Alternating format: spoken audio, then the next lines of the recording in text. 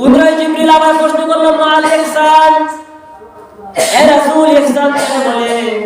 এবার রাসূল বললেন আনতা আবুদুল্লাহ কান্নাকা তারাহু ফাইন লাম তাকুন তারাহু ফাইন্নাহু ইয়ারাক। ইহসান এমন একটা জিনিস আমার মনের ভিতরে বিশ্বাস রাখতে হবে। আমি নামাজে দাঁড়িয়েছি, আমার সামনে আল্লাহ দাঁড়ানো আছে, আমি রমজানের রোজা আছি, আমি যদি ঘরের ভিতরে লুকায় লুকায় পানি খাই কেউ তো আমার দেখবে না, কিন্তু আমার অন্তরের ভিতরে ইহসান রাখতে হবে না আল্লাহ আমি তো আল্লাহকে দেখতে পাইতেছি, আমার সামনে আল্লাহ দাঁড়ানো আছে। এমন চিন্তা ভাবনা যদিও না হয় তবুও এটাই মনে ভাবতে হবে আমি আল্লাহকে যদি নাও দেখতে পাই আল্লাহ আমারে দেখতেছে।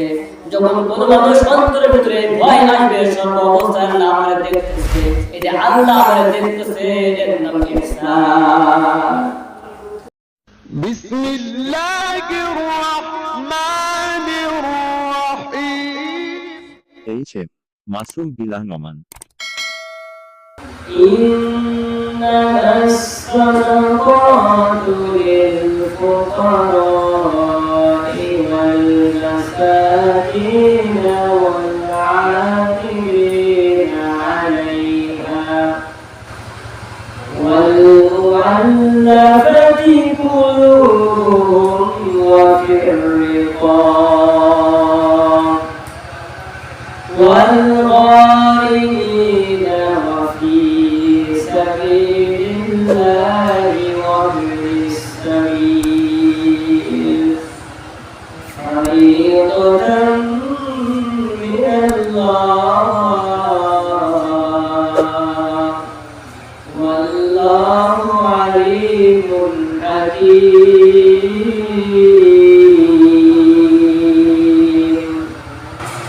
একবার মানুষ কিয়ামতের দিন ময়দানে জাহান্নামের ভিতরে গাধার মতো চিল্লানো শুরু করবে। রব্বুল আলামিন তাদেরকে ডাক দিয়ে বলবেন কি ব্যাপার তোমরা গাধার মতো চিল্লায় চিল্লায় কেন কান্না করো? জাহান্নামে বলবে রব্বুল আলামিন দুনিয়ার মুখ থেকে আলেম উলামাদের মুখে শুনছিলাম জান্নাত অতি নিয়ামতের জায়গা, দুনিয়ার এমন কোন চোখ নাই যে চোখ দিয়ে জান্নাত মানুষ দেখছে, এমন কোন অন্তর নাই যে অন্তর দিয়ে জান্নাতের কথা কল্পনা করছে। এমনকি আমরা এই কথাও শুনছি জান্নাতের ভিতরে মানুষ যখন যাবে তার মনে মনে যেটা কল্পনা করবে সঙ্গে সঙ্গে সেটা হয়ে যাবে, কিন্তু খাইতে মন যাবে সামনে সামনে চলে আসবে। রব্বুল আলামিন মনটা চায় জাহান্নাম থেকে আমরা একটু বাইরে করে দেব। আল্লাহ রাব্বুল আলামিন জাহান্নামের আত্মাকে কবুল করবেন, এই জাহান্নামীকে জাহান্নাম থেকে বাইরে করা হবে। জাহান্নাম থেকে বের হওয়ার পর জাহান্নামী আবার চিল্লায়া কান্না শুরু করে দেবে। আল্লাহ রাব্বুল আলামিন ডাক দিয়ে বলবে ও জাহান্নামী, জাহান্নাম থেকে তোমারে মুক্ত করে জাহান্নামের বাইরে বাইরে করে দিলাম, এখন কেন কান্না করো? জাহান্নামী বলবে রব্বুল আলামিন যেহেতু আপনি দয়া করে মায়া করে জাহান্নাম থেকে আমাকে বাইরে করে দিয়েছো, আপনি একটু অনুগ্রহ করে জান্নাতের দরজার সামনে পর্যন্ত আমারে পৌঁছায়া দিন, আমি জান্নাতের ভিতরে নাজ নেয়ামতটা একটু দেখতে চাই। আল্লাহ রাব্বুল আলামিন সেদিন জাহান্নামের আরশ মঞ্জুর করবেন। জাহান্নামীকে সেদিন জান্নাতের দরজার সামনে পর্যন্ত পৌঁছে দেওয়া হবে। জান্নাতের দরজার সামনে দাঁড়িয়ে জাহান্নামী আবার চিল্লায়ে চিল্লায়ে কান্না শুরু করবে। রব্বুল আলামিন জাহান্নাম থেকে মুক্ত করে জাহান্নামের বাইরে বাইরে করে দিলাম, কান্না করছো সেখান থেকে নিয়ে জান্নাতের দরজার সামনে দিলাম, আমার কাছে কান্না করো। জাহান্নামী বলে রব্বুল আলামিন দয়া করে মায়া করে জান্নাতের দরজা পর্যন্ত আমার পৌঁছে দিয়েছেন, এইখান থেকে জান্নাতের নাজ নেয়ামত সুন্দরভাবে দেখতে পাই না, যদি একটু দয়া করে জান্নাতের ভিতরে আমার পৌঁছে দেন, শুধুমাত্র নাজ নেয়ামতগুলো একটু দেখতে চাই, শুধুমাত্র নাজ নেয়ামত দেখবো, ভক্ষণ করবো না, নেয়ামতগুলো দেখার পর আবার আপনি আমাকে জাহান্নামের মধ্যে ফেলে দিয়ে শুধুমাত্র দেখতে চাই। রব্বুল আলামিন সেদিন জাহান্নামের আত্মাকে মঞ্জুর করবেন, তার কথা মতো তাকে জান্নাতের ভিতরে প্রবেশ করা হবে। জান্নাতের ভিতরে যাওয়ার পরে এই মানুষটা আবার চিল্লাইয়া চিল্লাইয়া কান্না শুরু করবে। আল্লাহ বলবে, জাহান্নামী, জাহান্নাম থেকে তোমার মুক্ত করে জান্নাতের ভিতরে পৌঁছাই দিয়েছি, এখন কেন কাঁদো? জাহান্নামী বলবে, রব্বুল আলামিন, এতক্ষণ পর্যন্ত কান্না করেছিলাম জাহান্নাম থেকে বের হয়ে জান্নাতের রাস্তা দেখার জন্য, আর এখন কান্না করি মালিক, জান্নাতের ভিতরে নাচ নেয়ামতগুলো আমি দেখেছি, এখন মনটা চায় জান্নাতে থাকার জন্য। আল্লাহ তাআলা জান্নাতে বেরোতে ইচ্ছা হয় না। আল্লাহ বলে, যদি কোনো মানুষ একবার জাহান্নামে যায় আর জাহান্নাম থেকে যদি মুক্তি পেয়ে জান্নাতে যায়, ওই ব্যক্তি জান্নাত থেকে আর বেরোনোর সুযোগ নাই। রব্বুল আলামিন বলল, জাহান্নামী, আমি তোমার আমলনামার ভিতরে দেখেছি রমজান মাস যখন আসছে শুধুমাত্র আমার ভয়, আমার সন্তুষ্টি অর্জন করার জন্য সারাদিন না খেয়ে সিয়াম সাধনা পালন করছো, রোজা রাখছো, সারাদিনের ক্লান্ত শরীর নিয়ে ঈশার নামাজের পর একত্রিত হয়ে তারাবি নামাজ পড়ছো, একটু বিশ্রাম নেওয়ার পর আবার তাহাজ্জুদ নামাজ পড়ছো, সিয়ারের সময় সিয়ারি করছো, আযান হয়ে গেছে নামাজ পড়ছো, শুধুমাত্র তোমার আমলনামায় রমজানের রোজা রাখার কারণে আমি রব্বুল আলামিন তোমার জাহান্নাম থেকে মুক্ত করে দিয়েছি, নাজাত দিয়ে দিয়েছি। এখন তোমার জন্য অনন্তকাল এই জান্নাত, সুবহানাল্লাহ। শুধুমাত্র রোজা রাখার কারণে, আল্লাহ সন্তুষ্ট অর্জন করার কারণে জাহান্নামে রব্বুল আলামিন জাহান্নাম থেকে মুক্ত করে জান্নাতে ফয়সালা করে দিয়েছেন। আল্লাহ রব্বুল আলামিন বলবেন, জাহান্নামী, তোমার আবদার পূরণ করে তোমাকে জান্নাতের ভিতরে প্রবেশ করেছি। দুনিয়ার ভিতরে অনেক গল্প শুনেছো, জান্নাতের ভিতরে হুর আছে, মন যেটা খাইতে চায় খাইতে পারবা, অনেক কিছু আছে। তোমার জন্য আমি 70 জন হুরের বাজেট করে রেখে দিয়েছি, সুবহানাল্লাহ। 70 জন হুরের বাজেট করে আমি রেখে দিয়েছি। এই হুরগুলোর মাথায় যে ওড়না থাকবে, যেমনি আমাদের বোন এই বিয়ের সময় যখন নতুন স্ত্রীর মাথায় একটা ওড়না দেওয়া থাকে, তো হুরদের মাথায় এরকম একটা ওড়না থাকবে। কিতাবের ভিতরে আছে, ওড়নার এত সুঘ্রাণ, আসমান এবং জমিনের মধ্যবর্তী জায়গা, মধ্যকর্ষণের শক্তি এইখানে যদি রাখা হয়, এর সুঘ্রাণে সারা পৃথিবী, আসমান থেকে জমিন, এর মধ্যে যত ফাঁকা জায়গা আছে সব জায়গায় সুঘ্রাণে ভরে দেবে, সুবহানাল্লাহ। আল্লাহ রাব্বুল আলামিন বলবেন, জাহান্নামী, জাহান্নাম থেকে তোমায় মুক্ত করে দিলাম, তোমার জন্য আমি 70 জন হুরের বাজেট করে রেখে দিলাম। এই 70 জন হুরের ভিতরে সর্বোত্তম যে হুর, যে তোমার স্ত্রী, যে তোমার সেবা যত্ন করবে, যার নাম হলো ওয়ালা মারদিয়া। এখন তুমি তোমার হুরকে খুঁজে বের করে নিয়ে আসো। এই ব্যক্তি সামনে অগ্রসর হয়ে যাবে, সামনে তাকিয়ে দেখবে 70 জন মহিলা, সুন্দর চেহারার অধিকারী, তার দিকে আস্তে আস্তে আগায় আসতেছে।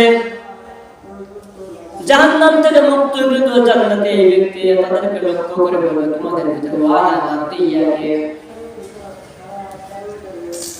তারা বলবে, আমরা তো ওনারা চিনি না, আমরা অন্য কোথায় যাচ্ছি, অন্য কোনো ব্যক্তির জন্য যাইতেছি। আপনার নাম কি? বলে, আমার নাম আব্দুর রহমান। বলে, আমি আপনার কাছে যাইতেছি, আপনার জন্য যে হুর নির্ধারণ করা হয়েছে, আমরা সবাই ওই ম্যাডামের খাদেম, বলুন সুবহানাল্লাহ। আপনার জন্য যে ওয়ালা মারদিয়া, এই যে হুর বাজেট করা হয়েছে, আমরা তো 70 জন আসলাম, এই 70 জন তার খাদেম। পিছনে দাঁড়িয়ে যাবেন, সামনে লক্ষ্য করে দেখবে আবার 70 জন আসে। উনি আবার লক্ষ্য করে বলে, তোমাদের মধ্যে ওয়ালা মারদিয়া কি? তারা বলে, ওয়ালা মারদিয়া, উনি আমাদের ম্যাডাম, আমরা তার খাদেম, আমরা তার কাজের বুয়া। এইভাবে একবার নয়, দুইবার নয়, 70 কাতার মহিলা তাদের সামনে চলে আসবে। 70 কাতার আসার পরে সর্বশেষ আস্তে আস্তে করে ম্যাডাম চলে আসবেন। ম্যাডামের দুই পাশে অনেকগুলো হুর, তার খাদেম হিসেবে থাকবে। এই জাহান্নাম থেকে মুক্তি দিও তো জান্নাতি ব্যক্তি ওয়ালা মারদিয়ান নখরের দিকে যখন তাকিয়ে দেখবে ওনার এত সুন্দর চেহারা, এত সুন্দর চেহারা যেন মনে হয় ওনার শরীরের ভিতরে ক্যামেরার মতো ভিতরের কিছু সব কিছু দেখা যায়। মুখের দিকে তাকাইলে মুখের ভিতরে সব কিছু দেখা যায়। ক্যামেরা তাকিয়ে মতো এত সুন্দর চেহারা মনে বললো পৃথিবীর যত মানুষ আছে সুন্দর প্রতিযোগিতায় যে সমস্ত মহিলারা অংশগ্রহণ করবে সকলের রূপ সুন্দর একসাথে মিলিত হবে। এর চেয়ে কোটি কোটি গুণ বেশি সুন্দর চেহারা বলুন সুবহানাল্লাহ। এটা শুধুমাত্র রোজাদার ব্যক্তির জন্য এই জান্নাতের ভিতরে ওয়ালা মারদিয়ান এই রব্বুল আলামিন নির্ধারণ করে দিয়েছেন। এখন বলতে পারেন মহিলাদের কি অবস্থা হবে? পুরুষের জন্য তো এটা, মহিলাদের কি অবস্থা হবে? মহিলাদের জন্য একই, তাদের জন্য বাজার করা আছে। পুরুষের জন্য যেমনি মহিলা, মহিলাদের জন্য তেমনি পুরুষ। কিন্তু কিয়ামতের কঠিন ময়দানে যে সমস্ত মানুষ জান্নাতে যাবে এটা স্ত্রীদেরকেও এদের সঙ্গে পরিচয় করে দেওয়া হবে এবং তাদের স্ত্রীদেরকেও হরির মতো চেহারা দিয়ে সৌন্দর্য দিয়ে স্বামীর সঙ্গে পরিচয় করে দেবে। বলুন সুবহানাল্লাহ। আল্লাহ রাব্বুল আলামিন বলেন জান্নাতি মানুষ যখন জান্নাতের ভিতরে প্রবেশ করবে একে অন্যের সঙ্গে দেখা হয়ে যাবে। তারা এক জায়গায় বসে গল্প করবে, কথা বলবে, বলতে থাকবে প্রায় দুনিয়ার কথা বললাম। ওখান থেকে তারা লক্ষ্য করে দেখবে জাহান্নামের ভিতরে তারা লক্ষ্য করে বলবে ভাই দুনিয়ার মধ্যে যখন ছিলাম এক জায়গায় ছিলাম, একসঙ্গে ছিলাম, আজকে আমরা দুইজন জান্নাতে হয়ে গেছে, জাহান্নামের কারণটা কি? জান্নাতের বন্ধু আস্তে আস্তে ওই জাহান্নামের দিকে আগায় যাবে। জাহান্নামে লক্ষ্য করে বলবো জাহান্নামী তুমি কেন জাহান্নামের ভিতরে আসলা? জাহান্নামে চিৎকার করে বলবে ভাই দুনিয়ার মধ্যে তোমরাই ছিল সঠিক পথে, আমি ছিলাম ভুল। তোমরা বলতে যে ভাই রমজান মাস রোজা রাখো, আমি বলতাম না আমি তো গরিব মানুষ না, আমি রোজা রাখবো কেন? অর্থ সম্পদ আছে খাই, রোজা রাখবো গরিব মানুষ। নামাজের সময় তোমরা নামাজ পড়তে গেছো, আমি নামাজের জায়গায় নাই, দোকানে দিয়ে আড্ডা দিচ্ছি, চা খাইছি, গল্প করছি, বিভিন্ন সময় বিভিন্ন অশ্লীল বেহায়াপনা কাজে আমি লিপ্ত হয়েছি। এখন দুনিয়ার মুক্তি যখন বিদায় নিয়ে কবরে আসলাম, এখন বুঝলাম দুনিয়া আমার জন্য ছিল ভুল। এখন এইখানে যাওয়ার পরে ভুল স্বীকার করার পরেও তো কোনো লাভ নাই, কারণ সে তো আর আমল করার সুযোগ নাই।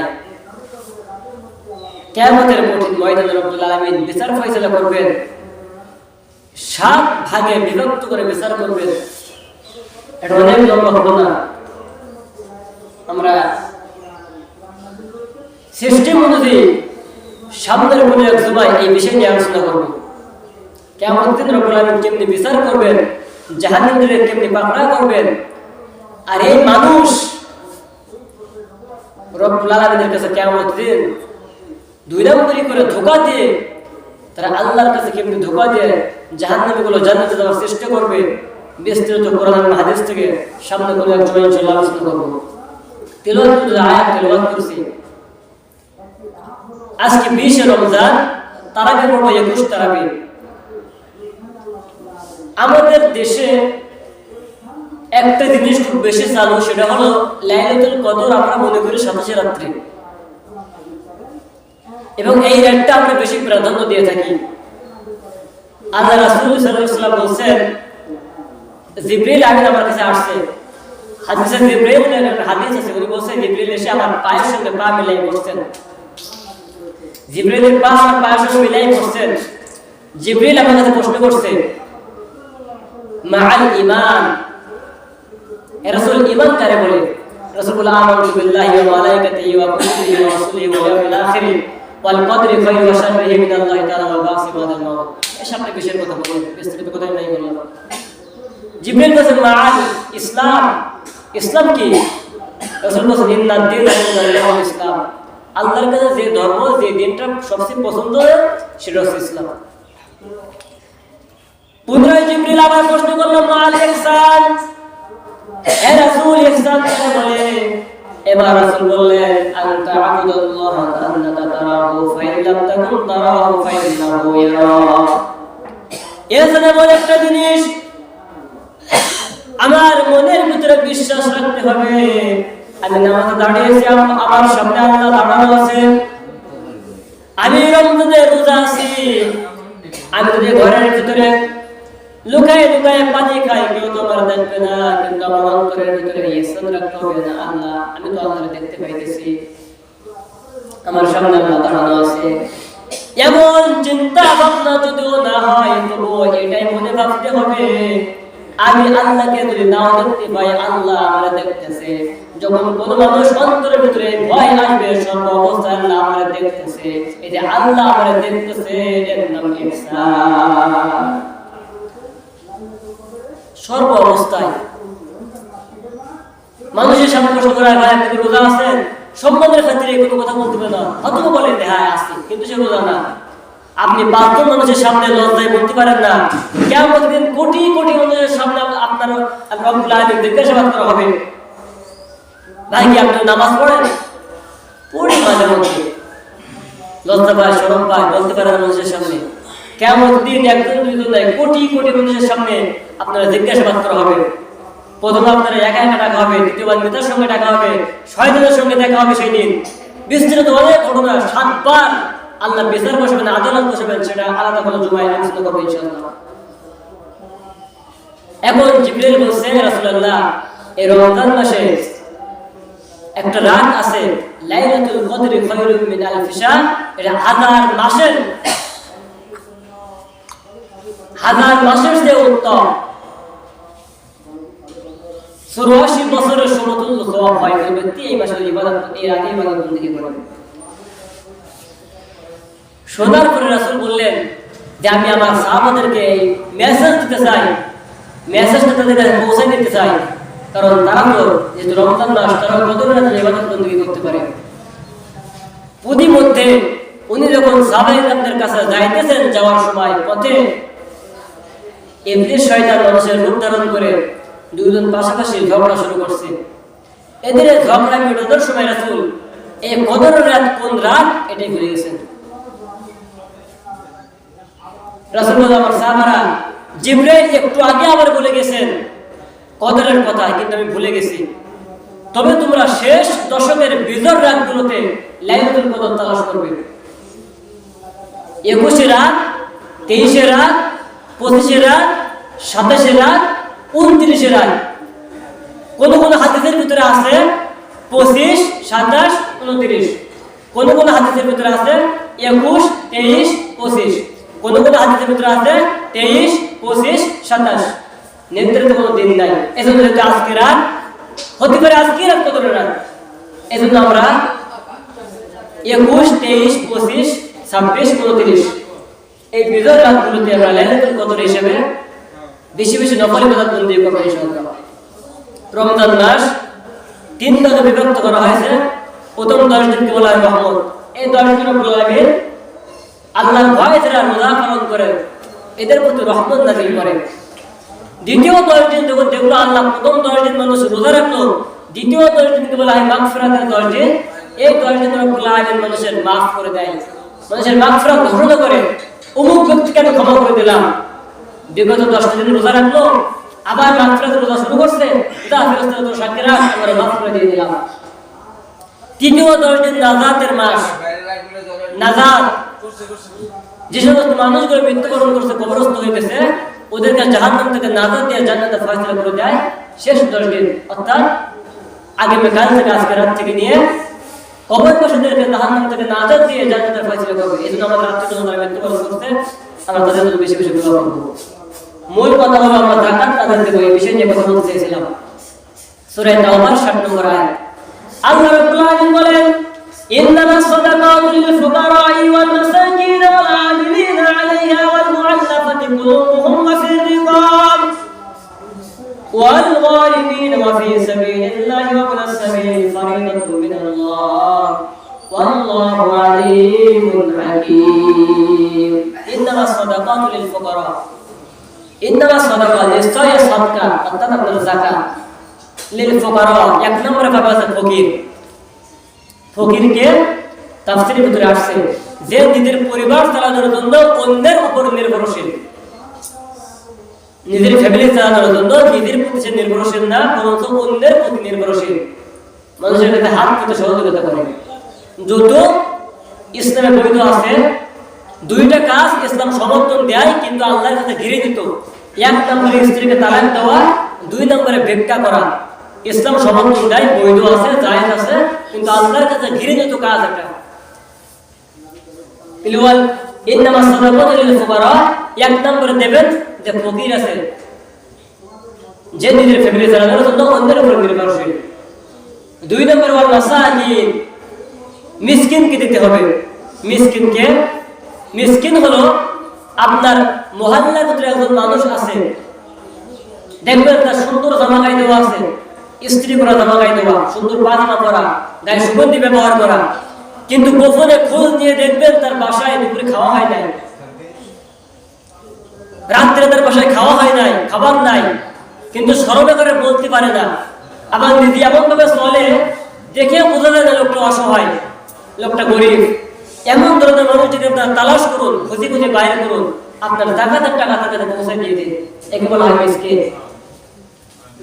তিন নম্বর বল আমিন। আল্লাহ রাব্বুল আলামিন বলেন তিন নম্বরে তোমরা জাকাত প্রদান করো কর্মচারীদেরকে, অর্থাৎ যে সমস্ত মানুষগুলো জাকাতের টাকা দিয়ে গভর্নমেন্টের মাধ্যমে, সরকারের মাধ্যমে প্রদান করা হয়। অবশ্য আমাদের দেশে এটা চালু নাই।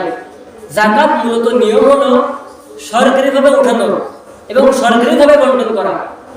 তার কারণ মনে করো আমি জাকাত পাওয়ার প্রাপ্য একজন মানুষ, আমি অসহায়, আমি কোনো একজন ব্যক্তির কাছ থেকে জাকাতের টাকা দিছি, নেওয়ার পরে ঘটনাক্রমে 5 থেকে 7 বছর বা 10 বছর পরে রব্বুল আলামিন অবস্থা পরিবর্তন করছে, আমি ধনী হয়ে গেছি কোনো একটা কারণে। এলাকার মানুষ ভালো সম্মান করে, ইজ্জত দেয়, তো আমি এখান থেকে 7 বছর বা 10 বছর আগে তার কাছে জাকাত দিয়েছি, হঠাৎ তার আমার সামনে দেখা। আপনি যতই সম্মানী ব্যক্তি হন না কেন, ওই জাকাত নেওয়া আলা ব্যক্তির সামনে যখন আপনি যাবেন তখন আপনার মাথা অবশ্যই নিচু হয়ে যাবে। স্মরণ পাবেন একটু যে না, এখান থেকে 5 বছর 7 বছর আগে ওই ব্যক্তির কাছে আমি জাকাতের টাকা দিয়েছিলাম। আল্লাহ চাই বান্দার মাথা শুধুমাত্র রবের সামনে নত হবে, কোন মানুষের সামনে নত হবে না। এই জন্য জাকাতের টাকা আদায় করার দায়িত্ব গভর্নমেন্ট, কিন্তু ব্যর্থ আমরা এই পেশায়, আমাদের দেশে এটা ভালো নেই। এই জন্য যদি কোনো সংস্থা কোন ফান্ডের থেকে জাকাতের টাকা কালেকশন করে যদি বন্টন করার সিস্টেম থাকে, সেখানে আমরা 100 টাকা দিতে পারবেন। 4 নম্বরের প্ল্যান আছে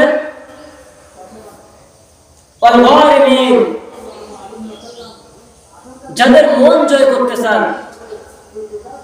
অনেক মানুষ আছে অসহায় মানুষ, তাদেরকে মানুষ মূল্যায়ন করে না সমাজে। ওদের মন জয় করার জন্য একজন মানুষ, গরিব মানুষ, নামাজ আসতে পারে না, নামাজ পড়ে না, আমি জাকাতের টাকা দিলাম, তো ওর ইসলামের প্রতি একটা আকর্ষণ হয়ে গেল যে না, আমি জাকাতের টাকা পাইছি, আমি সদকাতুল ফিতর পাইছি, তাই আমি এই মহল্লায় এই দেশটা ভালো সম্পর্ক রেখে আমি নামাজ শুরু করি। তো দেখা যায় একটা মানুষ, রাসূলের জামানার কথাই বলি, রাসূলের জামানায় কোনো মানুষ কিন্তু ভয় পেয়ে ইসলাম গ্রহণ করেন নাই।